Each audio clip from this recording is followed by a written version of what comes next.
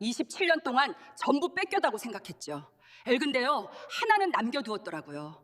이제부터는 제가 선택합니다. 27년 동안 뭘 했어? 밥이나 축 낸 거지. 가게에서 손 떼. 오늘부로 이혼해줘. 나 더 이상 못 살겠어. 그 세 마디가 제 가슴에 박혔습니다. 비수처럼? 아니, 비수보다 두 아이를 둔 가장인데 회사 사정으로 권고사직 당했습니다.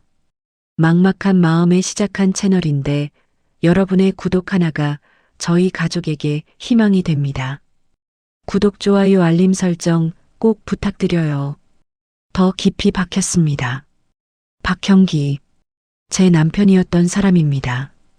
27년을 함께 산 사람이 제 눈을 똑바로 바라보며 그 말을 했습니다. 눈 하나 깜짝하지 않고, 목소리 하나 떨지 않고, 마치 오래전부터 준비해온 대사를 읊듯이 그 순간 저는 아무 말도 할 수가 없었습니다.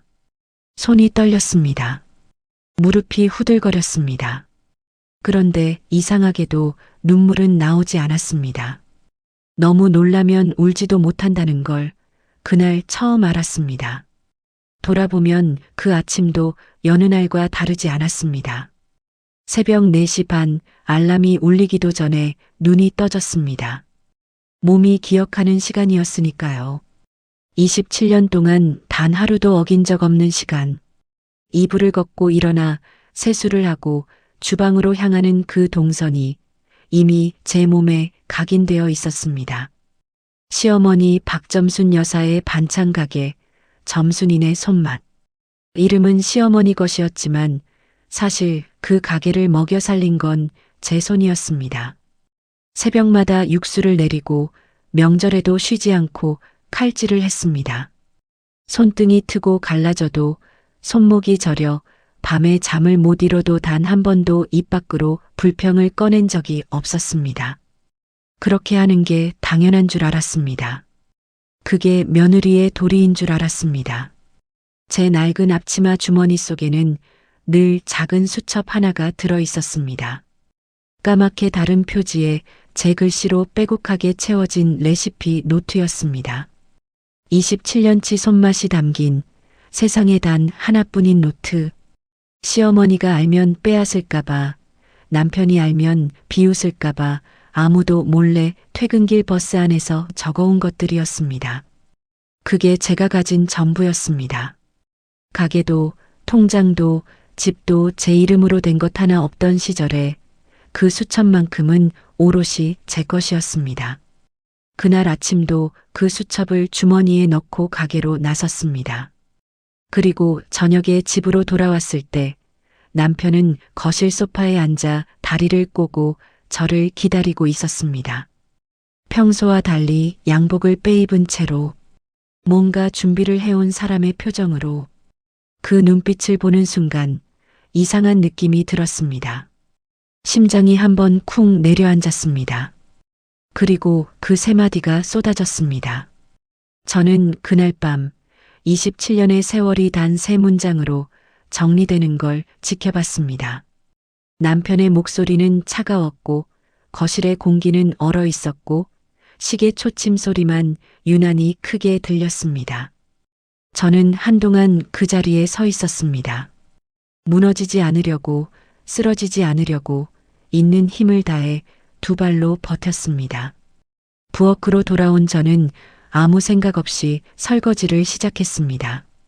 그릇을 닦는 손이 떨렸지만 멈추지 않았습니다. 물이 식어가는 것도 몰랐습니다. 눈물이 뺨을 타고 흘러 싱크대로 떨어지는 것도 한참이 지나서야 알았습니다. 27년. 제가 이 집에 들어온 나이가 28이었습니다. 그리고 지금 제 나이가 54. 가장 빛나야 할 시간을, 가장 치열하게 살아야 할 시간을 저는 다른 사람의 부엌에서, 다른 사람의 가게에서, 다른 사람의 이름 아래서 다 써버렸습니다.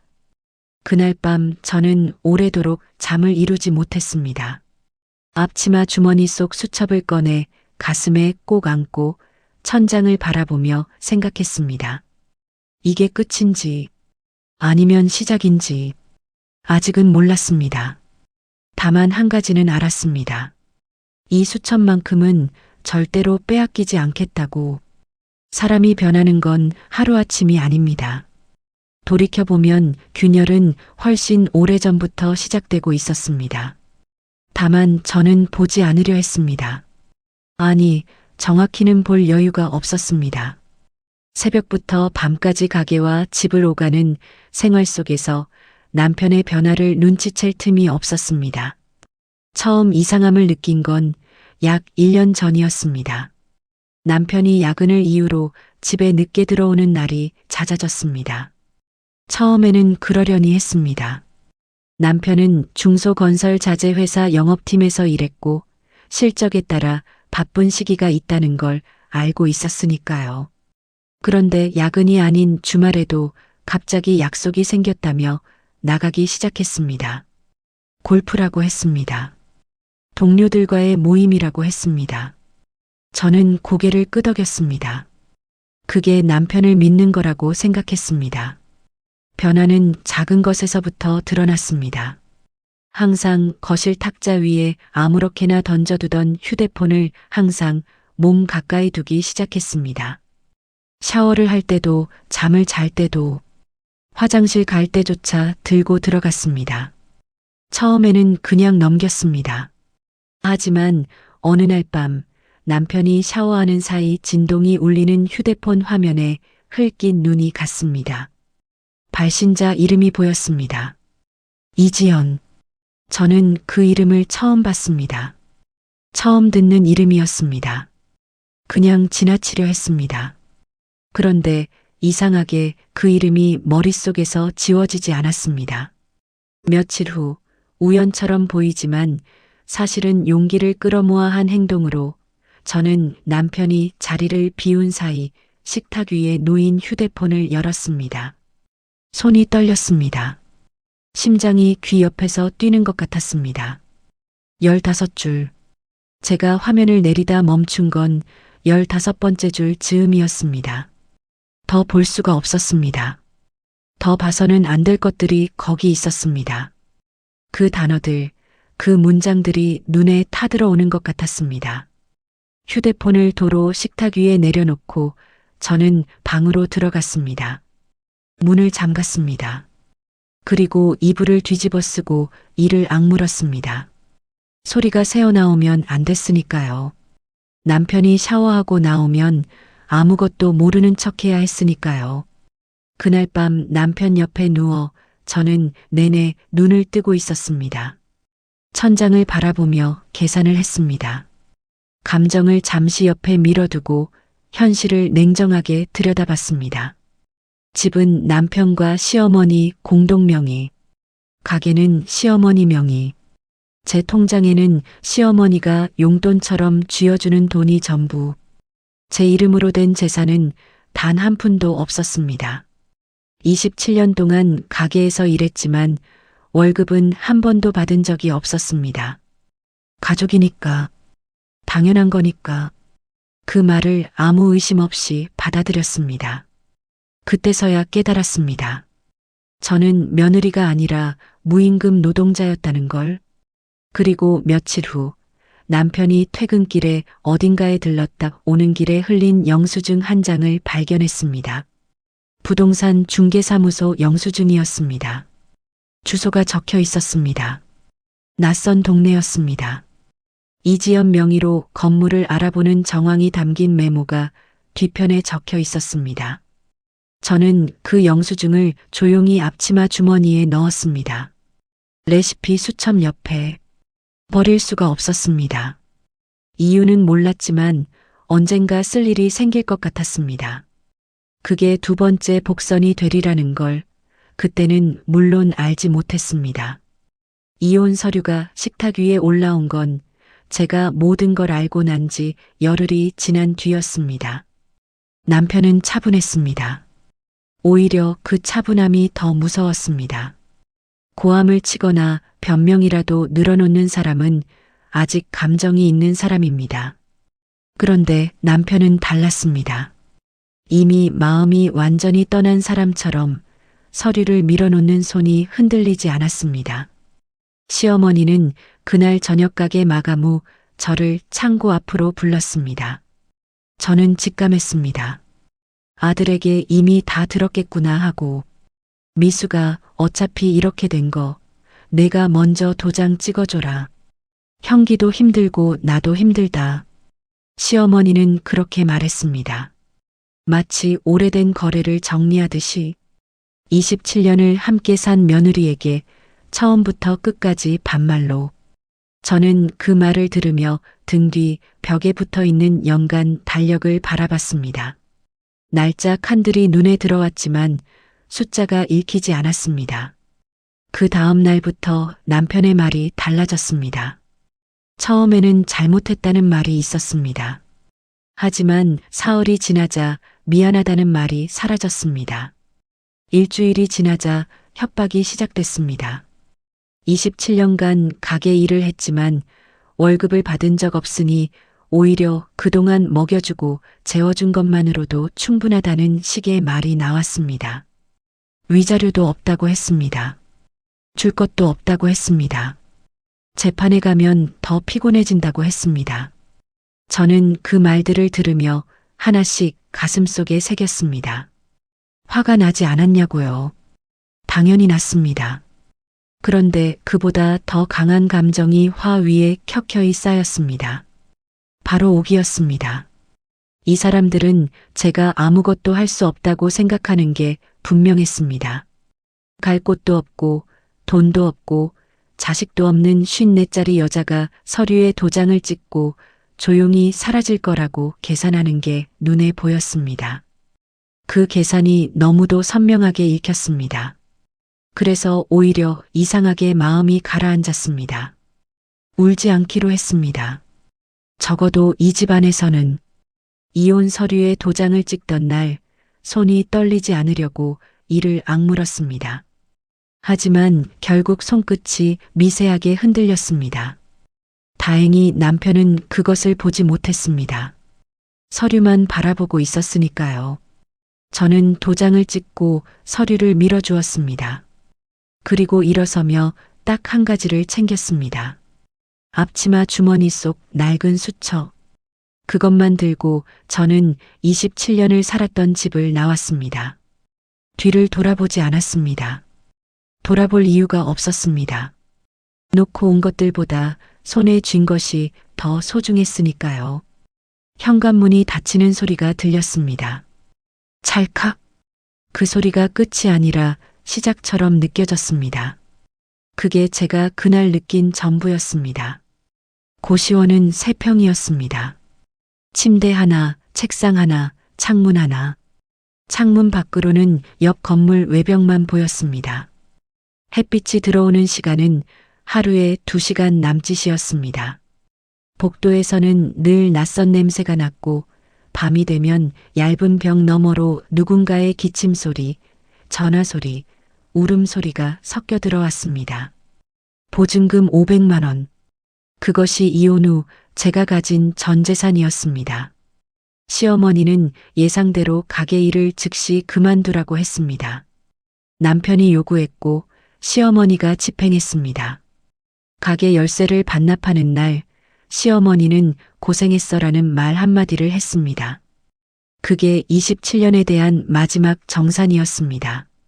고시원으로 들어온 첫날 밤 저는 짐도 거의 풀지 않은 채 침대에 앉아 통장 잔액을 확인했습니다. 32,000원. 숫자가 화면에 떠 있었습니다. 작고 선명하게. 저는 한참을 그 숫자를 바라봤습니다. 웃어야 할지 울어야 할지 몰랐습니다. 결국 둘 다 하지 못하고 그냥 화면을 껐습니다. 먹는 것부터 해결해야 했습니다. 내일 당장 일자리를 알아봐야 했습니다. 그런데 이상하게 몸이 움직이지 않았습니다. 54, 경력 없음, 경력 단절 이력서에 쓸 수 있는 것들을 머릿속으로 나열해 봤습니다. 나열할 것이 없었습니다. 가게에서 27년을 일했지만 그것을 증명할 서류가 없었습니다. 직원이 아니었으니까요. 가족이었으니까요. 그 주 목요일이었습니다. 오래된 친구 한옥순에게서 연락이 왔습니다. 동창회 단체 채팅방에 오랜만에 모이자는 글이 올라온 것을 보고 전화를 해온 것이었습니다. 옥수는 제가 이혼한 사실을 이미 어디선가 들어 알고 있었습니다. 작은 동네의 소문은 빠릅니다. 어디야, 지금? 밥은 먹었어? 옥순의 목소리에 무언가가 무너졌습니다. 날선 걱정도 과한 위로도 아닌 그냥 평소 같은 목소리. 그게 오히려 더 아팠습니다. 동창회 모임에는 나가지 않았습니다. 하지만 옥순만은 따로 만났습니다. 옥순의 집 부엌에서 둘이 마주 앉아 라면을 끓여 먹으면서 저는 처음으로 이혼 이후의 일들을 말로 꺼냈습니다. 최대한 담담하게 말하려 했는데 중간에 목소리가 갈라졌습니다. 옥수는 아무 말 없이 제 손을 꼭 잡았습니다. 그날 모임에 나온 사람 중에 최재호라는 동창이 있었다고 옥순이 나중에 말해줬습니다. 고등학교 때 같은 반이었던 사람이었습니다. 졸업 후로는 몇 번 스쳐 지나간 정도였지만 소식은 간간히 들었습니다. 식품 유통 사업을 꽤 오래 해왔다고 했습니다. 그 재호가 옥순에게 넌지시 물었다고 했습니다. 미숙이 근황이 어떠냐고. 반찬 솜씨가 예전에도 소문이 자자했는데 지금 뭘 하고 있냐고. 옥순이 그 말을 전해준 날 저는 처음으로 수첩을 오래 들여다봤습니다. 사각사각 손끝으로 표지를 쓸었습니다. 27년치 레시피. 시어머니 가게에서 쓴 메뉴도 있었고 제가 혼자 연구한 레시피도 있었습니다. 누가 시켜서 적은 게 아니었습니다. 언젠가 쓰겠다고, 내 가게에서 쓰겠다고 속으로만 꿈꾸며 새벽에 혼자 적어온 것들이었습니다. 그 수첩이 아직 제 손 안에 있었습니다. 그것으로 충분했습니다. 일단은 처음 반찬 납품을 시작한 날 저는 옥순의 집 부엌에 새벽 5시에 들어섰습니다. 낯선 공간이었습니다. 그런데 이상하게 손은 익숙하게 움직였습니다. 칼을 잡고 도마를 당기고 냄비 뚜껑을 열고 몸이 먼저 기억하고 있었습니다. 그 동작들이 저를 가라앉지 않게 붙들어줬습니다. 최재호는 납품처를 먼저 알아봐 주겠다고 했습니다. 처음에는 믿기가 어려웠습니다. 이유 없이 도와주는 사람이 세상에 있을 리 없다고 27년을 살아오면서 몸으로 배운 것이 있었으니까요. 하지만 재호는 조건을 달지 않았습니다. 단지 내 레시피면 납품 가능하다는 말 한마디를 했고 그게 전부였습니다. 처음 납품처는 동네 소규모 식자재 마트 2곳이었습니다. 반찬 12종류. 완성된 것들을 용기에 나눠 담고 뚜껑을 닫고 스티커를 붙이는 동안 손이 멈추지 않았습니다. 옥순이 옆에서 용기 뚜껑을 맞추며 거들었습니다. 둘이서 아무 말 없이 일했습니다.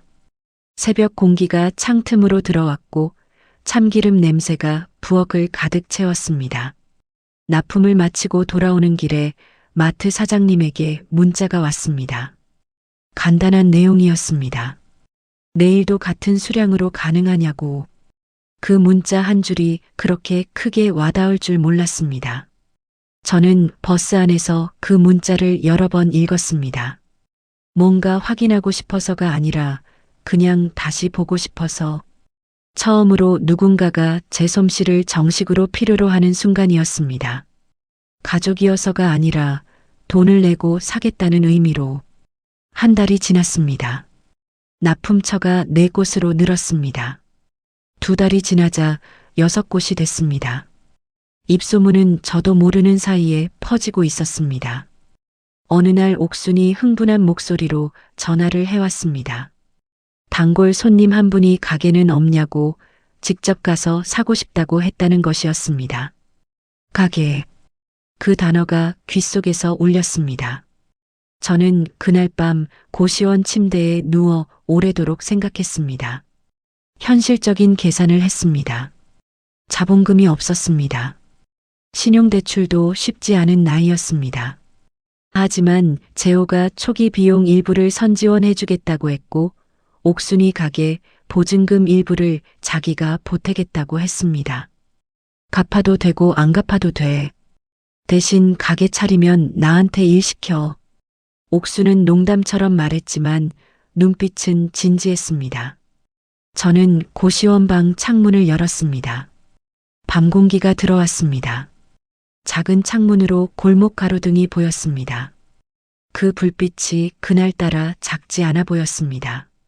가게 자리를 알아보기 시작한 건 그 다음 날부터였습니다. 발품을 팔았습니다. 버스를 타고 여러 동네를 다녔습니다. 3평짜리 좌판도 받고 창고 개조한 공간도 받습니다. 그러다 동네 이면도로 코너에 있는 작은 가게 하나가 눈에 들어왔습니다. 보증금이 적당했고 환기가 잘 됐고 주변에 아파트 단지가 있었습니다. 주부들이 오가는 길목이었습니다. 계약서에 서명하는 날 손이 또 떨렸습니다. 하지만 이번에는 무서워서가 아니었습니다. 간판을 달았습니다. 직접 고른 글씨체로, 직접 고른 색으로. 작은 가게 입구에 붙은 그 간판이 저는 그렇게 좋을 수가 없었습니다.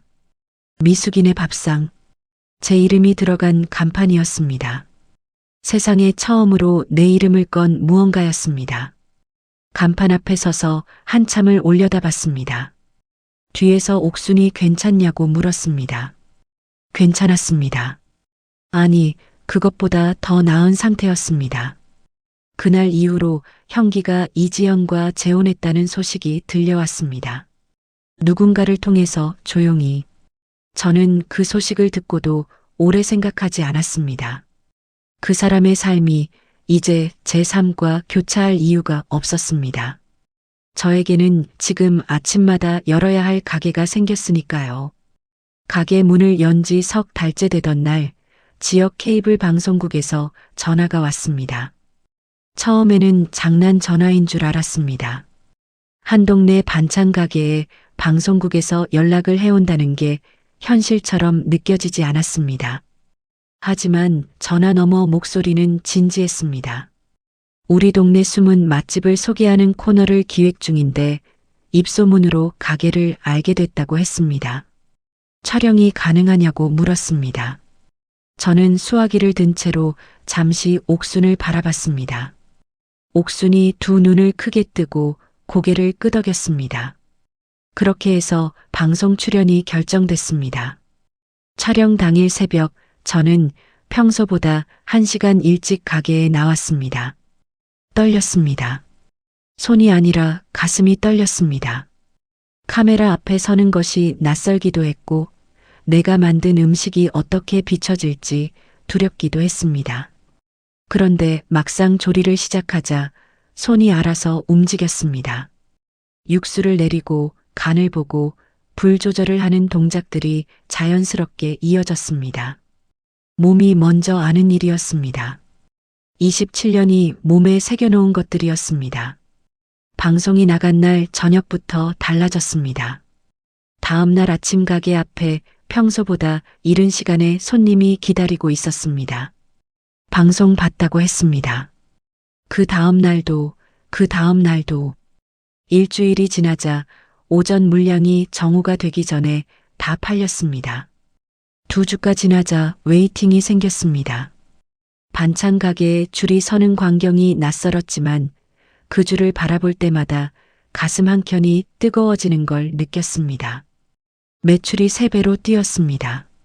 숫자로 보면 간단하지만 그 숫자 뒤에는 새벽부터 시작되는 조리 시간, 다 팔리고 나서도 한참을 서서 그릇을 닦는 시간, 재료를 더 늘려야 할지 말아야 할지 고민하며 잠 못 이루는 밤들이 있었습니다. 옥순이 정식으로 가게에 합류했습니다. 혼자서 감당이 안 되는 것들을 옥순이 채워줬습니다. 손님 응대, 포장, 재료 수급. 옥순은 군말 없이 했습니다. 그리고 퇴근길에 늘 같은 말을 덧붙였습니다. 오늘도 다 팔았네. 내일 더 만들자. 그 말이 저한테는 어떤 위로의 말보다 힘이 됐습니다. 최재호도 가끔 가게에 들렀습니다. 재호는 사업가답게 숫자로 이야기했습니다. 현재 매출 구조, 납품과 직접 판매 비율, 인건비 대비 수익률. 처음에는 그런 계산이 낯설었습니다. 저는 평생 숫자가 아닌 손맛으로 살아온 사람이었으니까요. 그런데 가게를 운영하면서 깨달았습니다. 손맛만으로는 가게가 유지되지 않는다는 걸. 재호와의 대화가 길어지는 날이 많아졌습니다. 어느 날 재호가 가게 문을 닫은 뒤 남아서 말했습니다. 2호점을 낼 자리를 받았다고. 지금 규모로는 수요를 감당하기 어렵고 이미 브랜드 인지도가 생긴 상태라 확장 타이밍이라고 했습니다. 그러면서 건물 매물 자료를 하나 꺼냈습니다. 저는 자료를 넘기다 손이 멈췄습니다. 낯익은 동네 이름이었습니다. 낯익은 거리 이름이었습니다. 주소를 다시 한번 읽었습니다. 분명히 어디선가 본 주소였습니다. 그런데 그 순간에는 정확히 어디서 봤는지 떠오르지 않았습니다. 자료를 덮으면서 저는 그냥 넘어갔습니다. 하지만 그날 밤 고시원이 아닌 이제는 작은 원룸으로 이사한 제 방 책상에 앉아 앞치마를 정리하다 주머니 속에서 낡은 영수증 한 장이 나왔습니다. 이혼 전 남편이 흘리고 간 부동산 메모가 적힌 영수증이었습니다. 이지연 명의로 건물을 알아봤다는 그것. 주소가 적혀 있었습니다. 오늘 재호가 보여준 건물 자료의 주소와 같았습니다. 저는 영수증을 내려놓고 천장을 바라봤습니다. 심장이 한번 크게 뛰었습니다. 그게 어떤 의미인지 그 순간은 아직 다 알 수 없었습니다. 다만 한 가지는 알았습니다.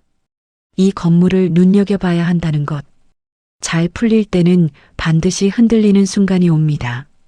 저는 그 말을 머리로는 알고 있었습니다.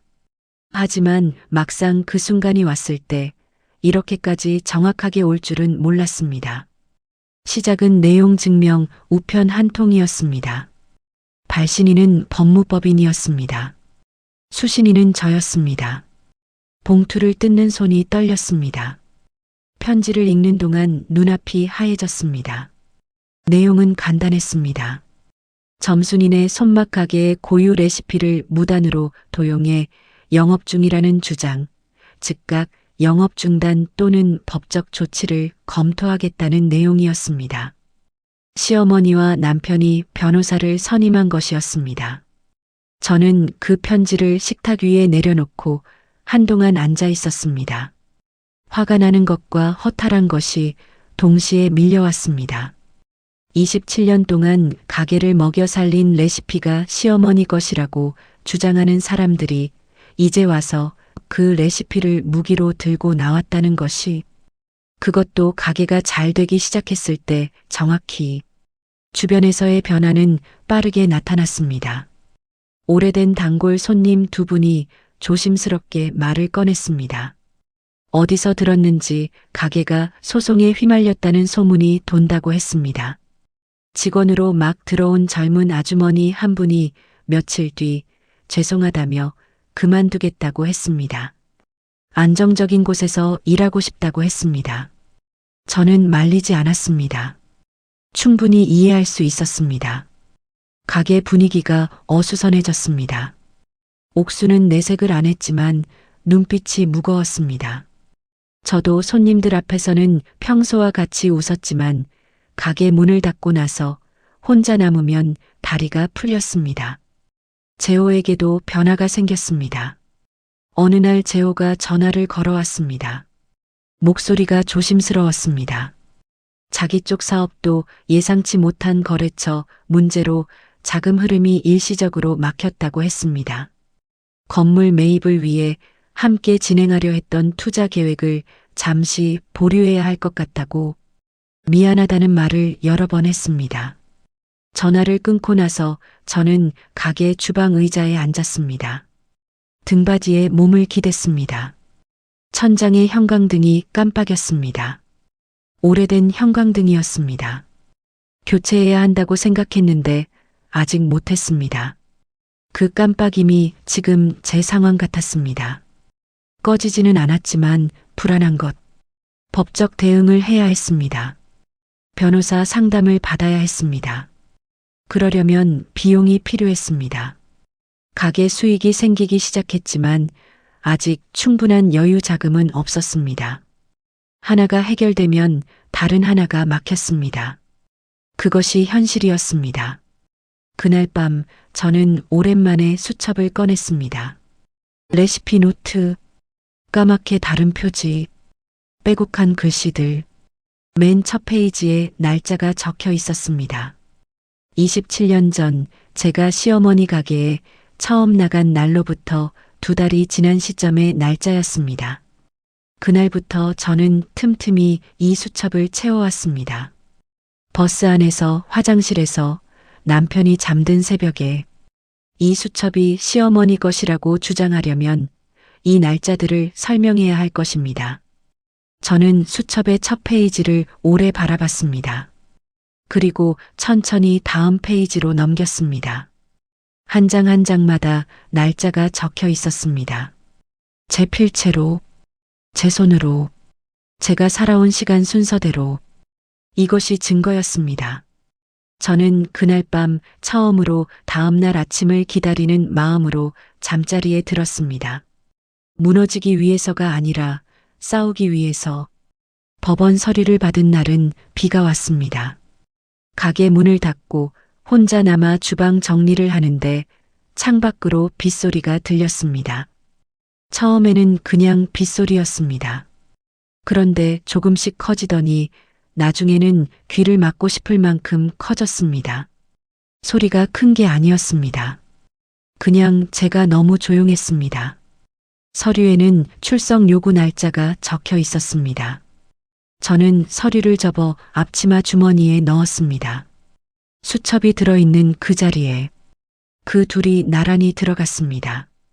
한쪽은 저를 공격하는 무기였고 한쪽은 저를 지켜줄 방패였습니다.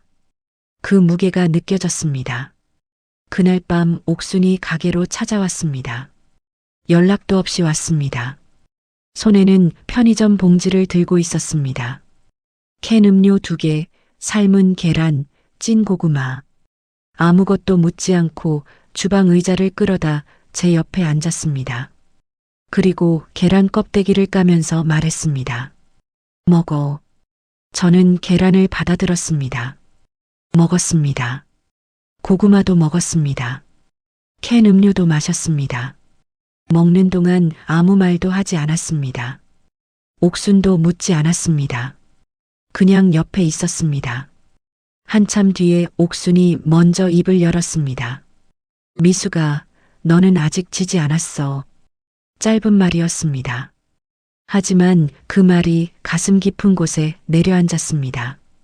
이상하게 그 말이 더 울컥하게 만들었습니다. 저는 눈이 뜨거워지는 걸 느끼며 천장을 올려다봤습니다. 깜빡이는 형광등이 보였습니다. 아직도 교체를 못했습니다. 변호사를 만난 건 사흘 뒤였습니다. 저는 수첩을 들고 갔습니다. 변호사는 수첩을 꼼꼼히 살펴봤습니다. 날짜, 필체, 내용의 구체성, 그리고 말했습니다. 이 수첩이 핵심 증거가 될 수 있다고. 날짜가 일관되게 기록되어 있고 내용이 가게 운영 과정과 연동되며 필체가 일관성을 가지고 있다고. 더불어 이 수첩에 담긴 레시피 중 일부는 시어머니 가게 운영 이전부터 기록된 것도 있었습니다.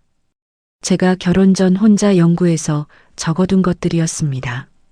증거 자료를 정리하면서 저는 한 가지 사실을 새삼 실감했습니다. 제가 아무 생각 없이 써온 이 수첩이 사실은 오랫동안 저 자신을 지켜줄 준비를 하고 있었다는 것을. 누가 시켜서가 아니라 제 손이 알아서 남겨온 기록들이 지금 이 순간 저를 살리고 있었습니다. 법원 출석일, 저는 가장 단정한 옷을 입고 나갔습니다. 시어머니 측 변호사는 시작부터 강하게 나왔습니다. 해당 레시피가 가게의 고유 자산이라고 주장했습니다. 가게에서 만들어진 레시피이므로 사업주에게 귀속된다고 했습니다. 그때 제 변호사가 수첩을 제출했습니다. 법정안이 잠시 조용해졌습니다. 상대 측 변호사가 수첩을 검토하는 동안 저는 두 손을 무릎 위에 가지런히 올려놓고 앞을 바라봤습니다. 심장이 뛰는 게 느껴졌지만 표정은 흔들리지 않으려 했습니다. 심리는 두 차례에 걸쳐 진행됐습니다. 그리고 결과가 나왔습니다. 무혐의, 원고 청구 기각.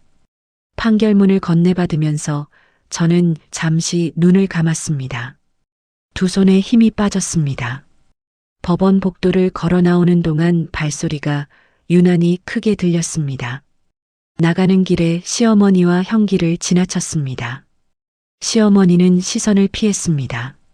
형기는 잠깐 저를 바라봤다가 고개를 돌렸습니다. 저는 멈추지 않았습니다. 가게로 돌아오는 길, 버스 창밖으로 도시가 보였습니다. 사람들이 걷고 있었습니다. 차들이 지나갔습니다. 세상은 평소와 다를 게 없었습니다.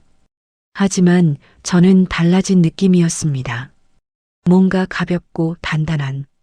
가게 문을 열고 들어서자 옥순이 카운터에서 저를 바라봤습니다. 말이 필요 없었습니다. 제 표정을 보고 옥순이 먼저 웃었습니다. 저도 웃었습니다. 그리고 앞치마를 꺼내 허리에 묶었습니다. 내일 팔 반찬 재료를 손질해야 했습니다.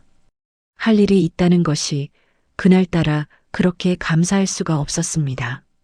건물 계약서에 서명하는 날 저는 손이 떨리지 않았습니다. 이번만큼은 제호의 자금 사정이 정리됐습니다.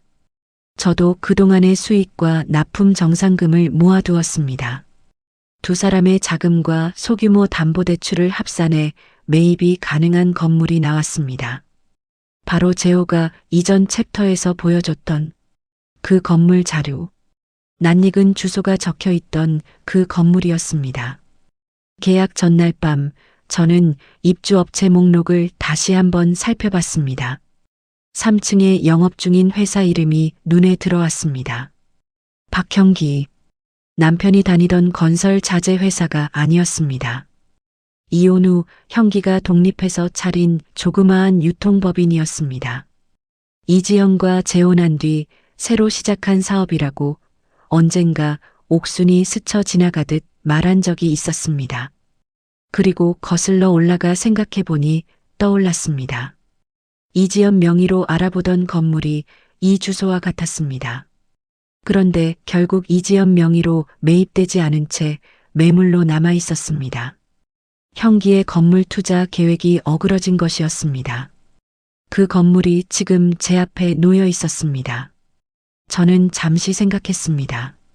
다른 건물을 알아볼 수도 있었습니다. 굳이 이 건물일 필요는 없었습니다. 하지만 이상하게 다른 선택지가 눈에 들어오지 않았습니다. 입지도 좋았고 1층 상가에 2호점을 낼 수 있는 구조였고 가격도 맞았습니다. 이 모든 조건이 맞아떨어지는 건물이 달리 없었습니다. 감정을 개입시키지 않기로 했습니다. 이건 사업이었습니다. 계약서에 서명했습니다. 등기가 완료되고 한 달이 지난 뒤 저는 처음으로 그 건물의 건물주로서 발을 들였습니다. 말끔하게 차려입고 당당하게 로비로 들어섰습니다. 관리 담당자와 인사를 나누고 각 층을 둘러보는 일정이었습니다. 엘리베이터에서 3층 버튼을 누르는 순간 심장이 한번 뛰었습니다. 문이 열렸습니다. 복도 끝쪽에 작은 사무실 입구가 보였습니다. 문에 붙은 회사 명패를 읽었습니다. 형기의 회사였습니다. 그 순간 사무실 문이 열렸습니다. 나온 사람은 형기였습니다. 저와 눈이 마주쳤습니다. 형기의 표정이 굳었습니다. 저는 굳지 않았습니다. 놀라지도 않았습니다. 오히려 이상하리만큼 마음이 고요했습니다. 예상한 장면이었으니까요. 언젠가 이런 날이 올 수도 있다고 마음 한켠에 준비해 두었습니다. 형기가 먼저 말을 꺼내려는 순간 뒤에서 관리 담당자가 따라오며 말했습니다. 박 대표님, 안녕하세요. 오늘 새 건물주 오셔서 인사드리려고요. 윤 대표님이십니다. 형기의 얼굴이 달라졌습니다. 윤 대표? 그 두 글자가 공기 속에 떠 있었습니다. 형기는 저를 보고 담당자를 보고 다시 저를 봤습니다. 입이 열리지 않는 것 같았습니다. 이해가 되지 않는 표정이었습니다. 그게 이해됐습니다. 저도 그걸 이해하는데 3년이 걸렸으니까요. 저는 담담하게 고개를 끄덕였습니다. 인사를 마치고 돌아서는데 형기가 뒤에서 제 이름을 불렀습니다. 미숙 씨라고. 예전에는 야 미숙아 하고 불렀던 사람이 씨를 붙였습니다. 저는 고개만 살짝 돌렸습니다. 할 말이 있으면 관리 담당자를 통해 연락 주시면 된다고 했습니다. 그리고 엘리베이터를 탔습니다. 문이 닫혔습니다. 문이 완전히 닫히고 나서야 천천히 숨을 내쉬었습니다. 떨리지 않는다고 생각했는데 손끝이 약간 차가웠습니다. 그래도 괜찮았습니다. 이번엔 무서워서가 아니었습니다. 너무 오래 참아온 것들이 드디어 제자리를 찾는 느낌 때문이었습니다. 일주일 뒤 형기의 회사로부터 임대료 연체 통보가 관리 담당자를 통해 들어왔습니다. 2달치였습니다. 저는 규정대로 처리하도록 담당자에게 지시했습니다. 1달 안에 정산되지 않으면 계약 해지 절차를 밟겠다고 내용 증명을 보내라고 했습니다. 그 내용 증명을 발송하는 날 옥순에게 전화가 왔습니다. 어때, 기분이? 저는 잠깐 생각했습니다. 시원했냐고요? 조금은. 하지만 그것보다 더 큰 감정은 따로 있었습니다. 그 모든 일이 제 삶과 더 이상 교차하지 않는다는 홀가분함이었습니다. 복수가 목적이 아니었습니다. 다만 제자리에서 제 일을 하다 보니 이렇게 됐습니다. 세상은 그런 방식으로 정리되기도 합니다. 전국 8번째 가맹점 개설 계약서에 도장을 찍은 날 저는 혼자 차를 마셨습니다. 사무실 창밖으로 봄 햇살이 들어왔습니다. 빛이 유난히 따뜻한 날이었습니다. 커피도 아니고 녹차도 아닌 그냥 보리차였습니다. 가게 처음 열었을 때부터 가장 좋아했던 것. 어떤 성공의 날이든 저는 보리차를 마셨습니다. 지켜온 작은 습관이었습니다. 미숙인의 밥상은 이제 브랜드가 됐습니다. 처음 간판을 달던 날 이름 앞에 서서 올려다보던 그 간판이 지금은 전국 8개 도시의 골목과 상가 건물 입구에 붙어 있었습니다. 그 모든 간판에 제 이름이 들어가 있었습니다. 윤미숙, 누군가의 며느리도 누군가의 아내도 아닌 그냥 제 이름 3글자. 방송 출연 제의는 이제 케이블이 아닌 지상파에서도 들어오기 시작했습니다. 요리 경연 프로그램 심사위원으로 출연해달라는 요청을 받고 처음에는 제가 그 자리에 어울리는 사람인지 한참 고민했습니다. 그런데 옥순이 한마디 했습니다. 내가 안 어울리면 대체 누가 어울려? 그 말에 웃음이 먼저 나왔습니다. 그래서 수락했습니다. 그 방송이 나간 뒤로 사람들은 저를 한식 반찬 전문가 윤미숙이라고 불렀습니다. 어느 봄날 오후 형기가 건물 로비에서 저를 기다리고 있었습니다. 임대 계약 만료 후 재계약을 원하지 않는다는 통보를 받은 뒤였습니다. 규정대로 진행한 것이었지만 형기는 직접 찾아왔습니다. 오래 기다렸는지 코트가 약간 구겨져 있었습니다. 저를 보자 일어섰습니다. 예전보다 많이 수척해 보였습니다. 저는 멈추지 않고 걸었습니다. 형기가 옆으로 따라붙으며 말했습니다. 한 번만 더 기회를 달라고. 이번 것만이 아니라 우리 관계도. 살아보니 자신이 잘못했다는 걸 알겠다고. 그 여자와도 이제 잘 안 된다고. 미숙 씨가 얼마나 소중한 사람이었는지 이제야 알겠다고. 저는 걸음을 멈췄습니다. 그리고 형기를 바라봤습니다. 오래 바라봤습니다. 이 사람이 하는 말이 진심인지 아닌지를 확인하려는 게 아니었습니다. 그냥 마지막으로 제대로 보고 싶었습니다. 27년을 같이 산 사람을, 저를 밥이나 축냈다고 했던 사람을, 그리고 말했습니다. 조용하게 흔들림 없이 이미 늦었습니다. 그리고 저는 더 이상 허락을 구하는 삶을 살지 않습니다. 형기는 아무 말도 하지 못했습니다. 저는 걸었습니다. 로비를 가로질러 출구로 나갔습니다. 봄 햇살이 문 너머에서 기다리고 있었습니다. 빗속으로 걸어 들어가면서 저는 더 이상 뒤를 돌아보지 않았습니다. 그날 저녁 가게 마감 후 저와 옥수는 나란히 주방 의자에 앉았습니다. 소주잔을 하나씩 들었습니다. 건배사가 필요 없었습니다. 그냥 잔을 부딪혔습니다. 작은 소리가 났습니다. 그 소리가 좋았습니다. 제오가 다음 달부터 프랜차이즈 본사 운영 시스템을 정식으로 갖추자고 했습니다. 식품 유통 경험이 있는 제오와 레시피와 운영을 아는 저와 현장을 잡아주는 옥순. 셋이면 충분했습니다. 이미 증명이 됐습니다. 그날 밤 저는 마감 후 혼자 주방에 남았습니다. 내일 쓸 재료를 미리 손질하기 위해서였습니다. 칼을 잡고 도마 앞에 섰습니다. 익숙한 무게, 익숙한 소리, 익숙한 냄새. 이 동작들은 27년 전이나 지금이나 같았습니다. 하지만 달라진 게 있었습니다. 예전에는 시어머니의 가게에서 남편의 눈치를 보며 아무 이름도 없이 하던 일이었습니다. 지금은 제 가게에서 제 이름을 걸고 제 리듬으로 하는 일이었습니다. 창밖으로 봄밤 하늘이 보였습니다. 별이 몇 개 보였습니다. 저는 칼질을 멈추고 잠시 그 별들을 바라봤습니다. 오래 바라보지는 않았습니다. 할 일이 있었으니까요. 미소를 짓고 다시 칼을 들었습니다. 버려진 게 아니었습니다. 바닥까지 내려갔습니다. 혼자인 줄 알았습니다. 아무것도 없는 줄 알았습니다. 하지만 주머니 속에 수첩이 있었고 옆에 옥순이 있었고 제 손 안에 27년이 있었습니다. 새로 시작한 거였습니다.